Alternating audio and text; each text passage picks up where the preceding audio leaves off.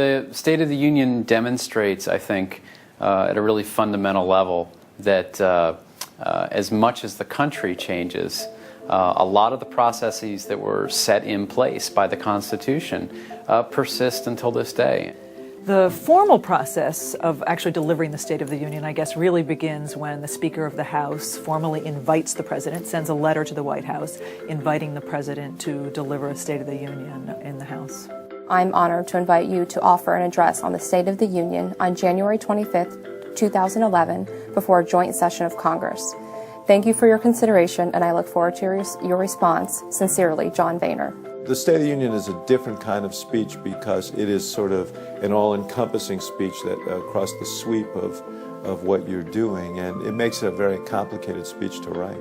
As he finishes extra pages, and I'll just walk over. I just got back to my desk, so it looks like line edits, you know, and he wrote an insert here and there, some extra stuff.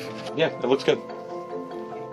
After we got back from Thanksgiving, we just started a whole bunch of policy meetings that involved just about everyone, you know, every department, every agency in the White House.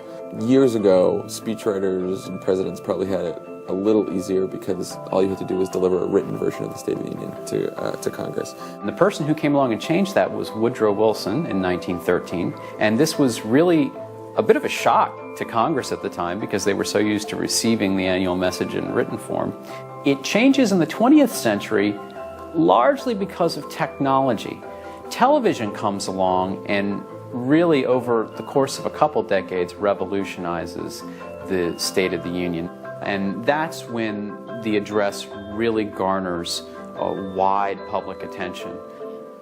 The State of the Union is the one time that the President gets to speak to the entire country and the Congress and report on where we are as a country and where he believes we have to go.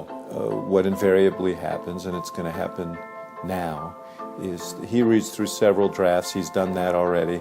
And then at some point he takes the speech and he puts his own imprint on it. And I think Favreau and everybody else would tell you that the President is the best speechwriter in this building and probably in any building you'd walk into. Usually the way it's worked is I'll write a little, I'll send it to the President, he'll write, he'll send edits back to me, and then we'll just go back and forth with each other, you know, for pretty much the entire month of January.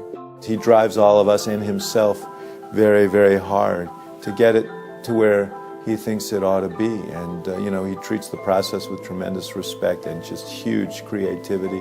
It's a lot of fun. We have all 551 members of Congress, all the representatives, 435, 5 delegates, a resident commissioner, and then the 100 senators. Cabinet members, the Supreme Court justices, and the Joint Chiefs of Staff. And in the galleries, there's probably about another 750 people who sit up in the galleries to watch the speech. It's a full chamber. Our Constitution declares that from time to time, the President shall give to Congress information about the state of our union. For 220 years, our leaders have fulfilled this duty. The spirit that has sustained this nation for more than 2 centuries lives on in you, its people. Let's seize this moment to start anew, to carry the dream forward, and to strengthen our union once more.